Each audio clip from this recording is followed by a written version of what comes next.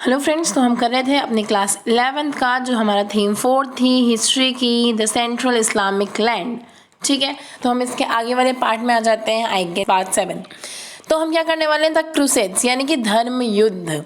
अब ये धर्म युद्ध नाम सुन के बड़ा अच्छी सी फीलिंग आती है कि लाइक धर्म के लिए युद्ध, या अच्छी तो नहीं बट हाँ थोड़ा एक ग्रैंड फीलिंग आती है कि आप धर्म के लिए युद्ध करने वाले हैं। जैसे आप अभी लॉकडाउन के टाइम पे महाभारत रामायण बहुत चल रही है, वो धर्म के नाम पे युद्ध इतना बहुत ज़्यादा पॉपुलर हो रही है चीज़ें। तो ऐसे ही इस्लामिक कल्चर में भी धर्म के नाम पे युद्ध हुए हैं, इस्लाम में और क्रिश्चियंस में। अब ये कैसे हुआ है ये हम पढ़ने वाले हैं। तो एक बार आप मैप का आइडिया ले लीजिए, ठीक है। तो एक बार अब जब आप जगह देख लेंगे तब आपको समझ में आ जाएगा कि क्या सीन है। तो देखो, जब ये इस्लामिक धर्म इमर्ज कर रहा था तब एक तरफ ईरान वाले लोग थे, बाइजेंटाइन साम्राज्य ये था।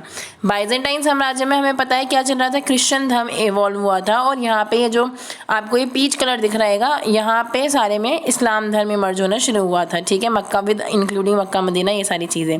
ठीक है, अब क्या है कि ये जो पैलेस्तीन वाला इलाका है, ठीक है, जेरूसलम वाला जो इलाका हमें देखने को मिलता है, ठीक है, इन वाले इलाकों में क्रिश्चियंस और जो इस्लाम था उनके बीच में कॉन्फ्लिक्ट हुए धीरे धीरे। लाइक पहले जो बाइजेंटाइन साम्राज्य वाले थे, जो पोप वगैरह वाली इंस्टीट्यूशन थी, उन्होंने पहले वो क्या किया, आक्रमण किया। किस लिए? अपने जेरूसलम को वापस लेने के लिए, क्योंकि जेरूसलम पहले क्या था, पहले जेरूसलम माना जाता था कि ये धार्मिक स्थल है क्रिश्चियंस का। लेकिन इस्लामियों ने क्या किया था, इस्लामिक लोगों ने इस जेरूसलम को अडॉप्ट मतलब एक तरह से कैप्चर कर लिया था। तो इसे वापस पाने के लिए पहले स्टार्टिंग में जो पहला वो धर्म युद्ध हुआ था वो इसे वापस पाने के लिए हुआ था, जेरूसलम को।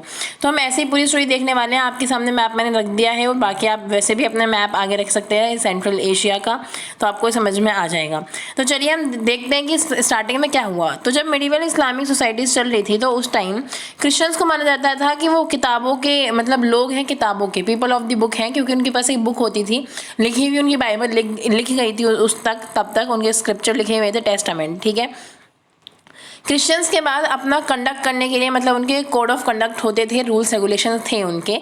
और जब वो मुस्लिम स्टेट में घूमते थे एज अ मर्चेंट, प्लेग्रिम्स और एम्बेसडर या ट्रैवलर्स की तरह, तो थोड़े घबराए हुए होते थे क्योंकि मुस्लिम्स और इस्लाम वो क्रिश्चियंस का थोड़ा सा कॉन्फ्लिक्ट रहता था हमेशा। ठीक है, कुछ टेरिटरीज ऐसी थी, this territories also included Byzantine साम्राज्य इनके पास आ चुका था। ठीक है, और खासकर जो लैंड ऑफ पैलेस्टीन माना जाता है, ठीक है, जो कि नोटेबली होली लैंड माना जाता है, इनकी पवित्र लैंड माना जाता था क्रिश्चियंस का। ठीक है, जो जेरूसलम था वो भी हार लिया गया था, मतलब कॉन्कर कर लिया गया था, जीत लिया गया था उसे अरब के लोगों द्वारा 638 में। अरबी लोग इस्लाम में थे, ठीक है, जेरूसलम क्रिश्चियन का धार्मिक लैंड था। 638 में इसे भी जीत लिया गया था। ठीक है, किसे? जेरूसलम को। ठीक है, अब क्या हुआ, यहाँ पे जो क्रिश्चियन लोग प्रेजेंट थे, क्रिश्चियन लोगों को लगता था कि ये जो जगह है वो जीसस के मतलब जीसस को यहाँ पे सूली पे चढ़ाया गया था। उसके बाद कहते हैं कि जीसस खुद ही जी उठे थे, इस तरह से ये मतलब जीसस की मृत्यु वाली सिचुएशन से, मृत्यु वाली कंडीशन से बहुत ज़्यादा लिंक है। जेरूसलम वाला एरिया उसे धार्मिक स्थिति मानी जाती है। ठीक है, ऐसे में जब ये जो कॉन्फ्लिक्ट हुआ कि जो मुस्लिम लोग हैं उन्होंने 638 में जेरूसलम को कब्जा कर लिया, तो मुस्लिम और क्रिश्चियंस के बीच में जो युद्ध होता है या फिर जो कॉन्फ्लिक्ट होते हैं उसका एक बहुत ही मेजर रीज़न माना जाता है। यूरोप में जब मुस्लिम और क्रिश्चियंस के बीच में युद्ध होता है, ये बहुत बड़ा रीज़न माना जाता है उसमें। और इसी में ही वो आगे बात कर रहे हैं कि मुस्लिम वर्ल्ड की अगर हम बात करें तो मुस्लिम वर्ल्ड के लिए जो नफरत है वो 11वीं सेंचुरी में और ज़्यादा बढ़ जाती है। बढ़ जाती है क्योंकि क्रिश्चियन जो धर्म था, बहुत सारे लोग क्रिश्चियन धर्म को मानने लगे थे। जो नॉर्मन्स थे, वो जो हंगेरियन थे, यानी कि जो हंगरी के लोग थे, वो जो स्लाव्स थे, वो सब लोगों ने क्रिश्चियन को मान लिया था, क्रिश्चियनिटी को मानने लगे थे, उसे इंपॉर्टेंस देने लगे थे। लेकिन जो इकलौता इनका दुश्मन बचा था वो मुस्लिम धर्म बचा था।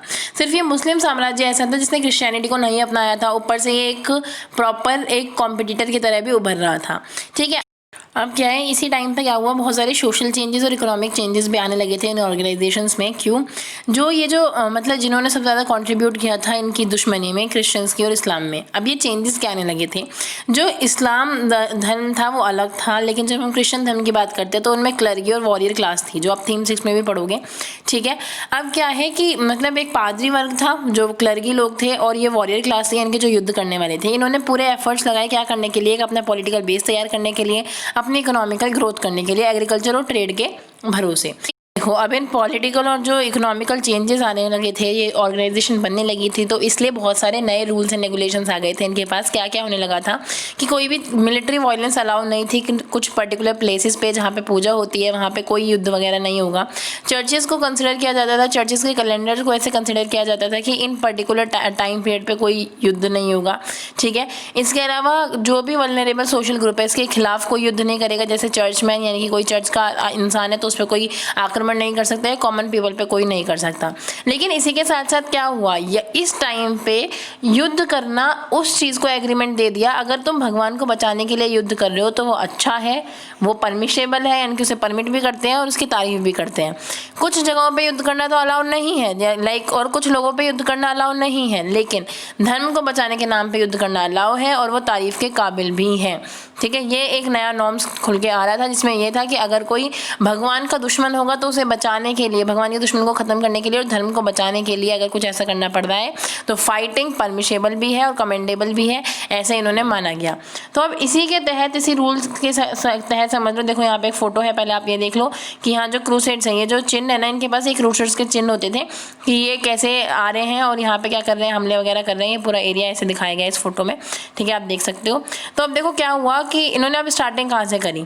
अब इन्होंने स्टार्टिंग करी, जो मालिक शाह था, तो सल्जुक सुल्तान हमने लास्ट पढ़ा था ना, लास्ट जो हमने सुल्तान बिठाए थे वो सल्जुक सुल्तान बिठाए थे, ठीक है। और उनके भतीजे वगैरह आगे काम करने लगे, भतीजा आ गया था, वो काम करने लगा था, मतलब वो राजा बन गया था, वो सब, ठीक है। 1092 में मालिक शाह की डेथ हो जाती है बगदाद में, बगदाद जो उनकी राजधानी थी। उसके बाद डिसइंटीग्रेशन हो जाता है उसके साम्राज्य का, यानी कि उसका साम्राज्य टूटने लगता है। इसका फ़ायदा उठाते हैं बाइजेंटाइन एम्पायर, ठीक है, एलेक्सिस फर्स्ट। वो क्या फ़ायदा उठाते हैं, उन्हें लगता है कि अब मैं अपने एशिया का माइनर और नॉर्दर्न सीरिया जीत सकता हूँ, ठीक है। इसी टाइम पे जो पोप अर्बन सेकंड थे, यानी कि एक तो उनके क्लर्की लोग होते थे ना, ठीक है, जो क्लर्की जो पादरी वर्ग होता था, राजा तो था उस टाइम का बाइजेंटाइन एम्पायर था एलेक्सिस फर्स्ट, ठीक है, और उस टाइम का पोप था urban second, pope urban second. तो उन्होंने इस अपॉर्चुनिटी को बहुत ही ज़्यादा अच्छा समझा और उन्होंने अपनी क्रिश्चियनिटी की स्पिरिट को, यानी कि उसकी आत्मा को और ज़्यादा आगे बढ़ावा देने के लिए इसे सही समय समझा। तो उन्होंने उसकी मौत की, यानी कि मलिक शाह की मौत के 3 साल बाद ही क्या करा, पोप ने एक बाइजेंटाइन एम्पायर को ज्वाइन कर लिया, यानी कि पूरी तरह से उसमें इन्वॉल्व हो गए और वॉर को नाम दे दिया, मतलब वॉर घोषित कर दी, जिसे नाम दिया गया कि हम गॉड को लिबरेट करना चाहते हैं होली लैंड से, यानी कि होली लैंड पे जो दूसरों का कब्जा है, वहाँ के जो भगवान है उसे हम लिबरेट करना चाहते हैं, उन्हें हम फ्री करना चाहते हैं, किन से, मुस्लिम एम्पायर से। तो 1095 से लेकर 1291 के बीच, यानी कि 1291 के बीच यूरोपियन क्रिश्चियंस ने एक प्लान की लड़ाई, ठीक है, किसके खिलाफ, मुस्लिम सिटीज़ के खिलाफ, जो कि कोस्टल प्लेन मेडिटेरियन सी जो आपने देखा है ना, वो मेडिटेरियन के कोस्टल के आसपास वाली जगहों पे लड़ी गई और इसे नाम दिया गया क्रूसेड्स। क्रूसेड्स का मतलब ये था कि वो धर्म युद्ध, यानी कि वो लोग, स्पेशली वो पोप के ऑर्डर पे किया गया युद्ध, ठीक है, जहाँ पे लोग अपनी जान भी लगाने को तैयार थे धर्म के लिए, ठीक है। अब जो पहला क्रूसेड्स वाला युद्ध है, यानी कि पहला जो धर्म युद्ध हुआ वो हुआ 1098 से 1099, जिसमें कौन कौन से सोल्जर्स थे, फ्रांस के और इटली के। इटली आपको ऐसे दिखेगा आपके मैप में और फ्रांस उसके ऊपर ही मिलेगा। तो फ्रांस और इटली जो बाइजेंटाइन साम्राज्य के एरिया में था, ठीक है, उन्होंने कैप्चर किया पहले एंटियोच को, सीरिया के एंटियोच को, ठीक है, और क्लेम कर दिया उसे, और मतलब और जेरूसलम को भी क्लेम करने लगे, यानी कि सीरिया वाला एरिया भी ले लिया और जेरूसलम को उन्होंने फिर से क्लेम कर लिया कि हमारा इलाका ये बन चुका है, ठीक है। अब इन्होंने क्या किया कि जैसे ही ये जीते, इन्होंने मुस्लिमों के साथ बहुत ही बदतर व्यवहार करा, मुस्लिमों को स्लॉटर, यानी एक तरह से जैसे जानवरों को काट देते हैं इस तरह से, मतलब वो चीज़ें स्टार्ट कर दी, ठीक है। जूइस लोगों को ख़त्म करने की कोशिश करी, मतलब जो जैसा मिल रहा है उसे ख़त्म करने की कोशिश करी। इस घटना को क्रिश्चियन लोगों ने भी लिखा है और मुस्लिम लोगों ने भी लिखा है, ठीक है, जितने भी क्रॉनिकलर्स हैं क्रिश्चियन के या मुस्लिम के, दोनों ने लिखा है। मुस्लिम लोगों ने क्रिश्चियंस को एक तरह से लिखा है कि वो फ्रैंकिश इन्वेशन हुआ, यानी कि फिरंगी, एक तरह से फिरंगी हमारे यहाँ पे आए और उन्होंने हमें क्या किया, हमारे ऊपर आक्रमण किया, ठीक है। इससे क्या हुआ कि स्पेशली जो फ्रेंक्स लोग थे उन्होंने क्विकली बहुत सारे जो 4 क्रूसेडर्स स्टेट थे उन पे अपना एरिया कायम कर लिया, ठीक है। सीरिया पैलेस्टीन वाला एरिया उन्होंने वो कर लिया, क्लेम कर लिया, और जो टेरिटरीज थी उन्हें आउटर मेयर कहा गया, जिसका मतलब था ओवरसीज, यानी कि एक तरह से बाइजेंटाइन साम्राज्य वाला इलाका इन्होंने बना दिया इसे, ठीक है, जहाँ से पूरा क्रूसेड्स ने अपने आप को डिफेंस करना शुरू करा और एक्सपेंशन करना शुरू करा, यानी कि अपने आप को बचाना शुरू करा और फिर अपने एरियाज़ को बढ़ाना भी शुरू करा, ठीक। अब ये जो इन्होंने आउटर मेयर बना लिया था, यानी कि अपना जो इलाका बना लिया था सीरिया पैलेस्टीन वाला इलाका, वो सिर्फ 1114 तक चला, जब तक तुर्की लोगों ने एडेसा को कैप्चर नहीं कर लिया। ठीक है, इस टाइम क्या था कि पोप ने दूसरे धर्म युद्ध का आह्वान किया, और दूसरे धर्म युद्ध के आह्वान में कौन कौन था? जर्मनी और फ्रेंच की आर्मी के लोग मिले। जर्मनी और फ्रेंच की आर्मी ने कोशिश करी कि वो दमास्कस को कैप्चर करें, अटैम्प्ट करा उन्होंने। दमास्कस जो इनकी राजधानी थी, इस्लामियों की इंपॉर्टेंट जगह है, उसे जीतना चाहा, लेकिन वो अनफॉर्चुनेटली जीत नहीं पाए और उन्हें वापस अपने घर जाना पड़ा। देखो इसके बाद क्या हुआ कि जो अब इन्होंने लास्ट में क्या किया, आउटर मेयर की जो स्ट्रेंथ थी वो कम हो गई। इसकी वजह से जो क्रूसेडर थे उनकी ज़ील कम होने लगी, यानी कि उनका जो युद्ध करने का एक जज्बा होता है वो कम होने लगा। क्यों? क्योंकि वो लग्जीरियस लाइफ जीने लगे थे और वो क्रिश्चियन रूलर्स के लिए सिर्फ एक काम की तरह बैटल करने लगे थे। लेकिन वहीं दूसरी तरफ क्या करा, सलाह अल दीन जो कि एक मुस्लिम रूलर थे जिसने इजिप्ट और सीरिया वाले इलाके पर रूल किया था, उसने एम्पायर को फिर से इकट्ठा करा, आगे बढ़ाया, और साथ में एक नया उन्होंने कॉन्सेप्ट शुरू करा जिहाद का, यानी कि एक धर्म युद्ध। इन्होंने भी एक होली वॉर करी, किसने? क्रिश्चियंस के खिलाफ। और ये जिहाद वाला ही कंसेप्ट आज यूज़ होता है जब हम बात करते हैं कि जब हम ये देखते हैं कि मुस्लिम लोगों को अट्रैक्ट करते हैं कुछ आतंकवादी ग्रुप, किस नाम पे? जिहाद के नाम पे। इसी जिहाद को इन्होंने इंटरप्रेट करा कुछ आतंकवादी ग्रुप्स ने, इसलिए हम लोग कहते हैं कि जो भी आतंकवादी होते हैं वो किसी धर्म से एसोसिएटेड नहीं होते, बस उन्हें अट्रैक्ट कर लिया जाता है, तो फिर उसमें कोई धर्म का कोई दोष नहीं है, बल्कि उस ऑर्गेनाइजेशन का ही दोष है।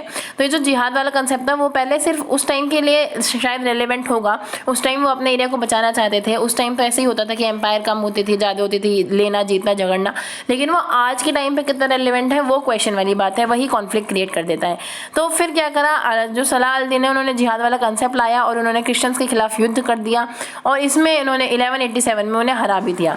जैसे ही इन्होंने 1187 में इन्हें हराया और फिर से जेरूसलम को पा लिया, जेरूसलम को पाने के बाद इन्होंने क्या किया, अब यहाँ पे जो सलाह अल दीन है इन्होंने क्रिश्चियन की पॉपुलेशन को थोड़े मानवता के तरीके से ट्रीट किया। जैसे क्रिश्चियंस ने तो मुस्लिमों को बिल्कुल मानवता के तरीके से ट्रीट नहीं किया, उन्हें तो बिल्कुल मार काट दिया, ये सारी चीज़ें कर दी, लेकिन इन्होंने ह्यूमन बिहेवियर रखा।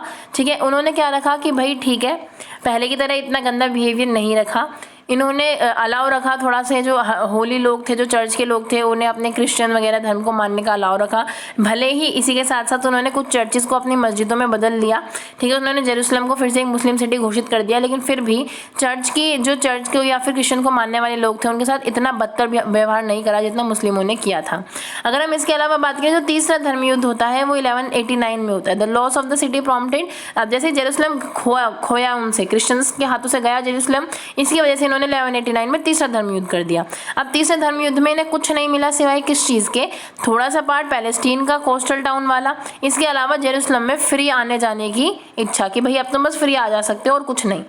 ठीक है, इसके अलावा इन्हें कुछ नहीं मिला। लेकिन बाद में जो ममुल्क एक राजा आता है, उसने, जो इजिप्ट का राजा था, फाइनली उसने पूरे क्रिश्चियन समाज को बाहर निकाल दिया पैलेस्तीन से 1291 में, किसी को आने नहीं दिया उसके बाद। ठीक है, फिर धीरे धीरे क्या हुआ, जो यूरोपियन लोग थे, जो यूरोप के मतलब क्रिश्चियन धर्म के लोग थे, उन्होंने भी इस्लाम से अपना फोकस हटा दिया, उनका भी इंटरेस्ट कम हो गया 1291 में। ठीक है, और उसके बाद उन्होंने अपने पॉलिटिकल और कल्चर डेवलपमेंट में अपने आप को ज़्यादा मतलब इन्वॉल्व कर लिया, और फिर उन्होंने इस्लाम धर्म में इतना इंटरेस्ट नहीं रहा। अब इस पूरे क्रूसेड्स वाले कंसेप्ट के बाद, यानी कि जो धर्मयुद्ध चल रहा था, इन सब से रिजल्ट क्या निकला? इन सब से रिजल्ट निकला क्रिश्चियन वर्सेस मुस्लिम्स का। ठीक है, कि अब ये लोग एक दूसरे को अलग अलग एरियाज में, यानी कि अगर क्रिश्चियन किसी मुस्लिम धर्म में, मुस्लिम जगह पर रहते थे, या मुस्लिम किसी क्रिश्चियन इलाके में रहते थे, तो इन्हें थोड़ा सा डर रहता था। तो इनके बीच का जो बिटर मेमोरीज हैं, इन्होंने कॉन्फ्लिक्ट को पैदा रखा, जिसकी वजह से सिक्योरिटी इशूज़ भी रहते हैं जहाँ पे भी मिक्स्ड पॉपुलेशन होती है। और दूसरा, व्यापार के लिए इटली को एक महत्वपूर्ण जगह बना दी, क्योंकि पहले देखो व्यापार कैसे हो सकता था कि अगर ये एशिया वाले लोग, यानी कि जो इस्लाम और क्रिश्चियन में युद्ध ना होता, तो ये जो यूरोपियन वाले लोग हैं वो एशिया के इस वाले पार्ट तक तो आराम से आ सकते थे बाय लैंड। बट इस कॉन्फ्लिक्ट की वजह से अब इन्होंने इटली का यूज़ करने लगे। इटली का यूज़ करके समुद्री किनारे से अगर इन्हें कहीं जाना होता था तो ऐसे जाते थे, तो इटली को एक तरह से व्यापारिक इलाका बहुत ज़्यादा बन गया। ये क्रूसेड्स की वजह से ये रिजल्ट हुआ कि इटली को ये व्यापारिक रूप से इतना इंपॉर्टेंट हो गया। ठीक है, तो इसी के साथ हमारे वाला पार्ट खत्म होता है। हमने देखा कि किस तरह से 3 धर्म युद्ध होते हैं। पहले धर्म युद्ध स्टार्ट करते हैं, पोप लोग स्टार्ट करते हैं जब यहाँ के सल्जुक एम्पायर के राजा की डेथ हो जाती है। उसके बाद एंड कौन कर देता है? एंड शहाब अल मलिक, और उसके बाद जो एक राजा आते हैं ममुल्क, वो ख़त्म कर देते हैं। जिहाद वाला कॉन्सेप्ट हमने पढ़ा पूरा। ठीक है, तो इसी के साथ ये वीडियो हम यहीं ख़त्म करते हैं और हम आगे के पार्ट के साथ आपके साथ मिलते हैं। Till then bye bye, take care.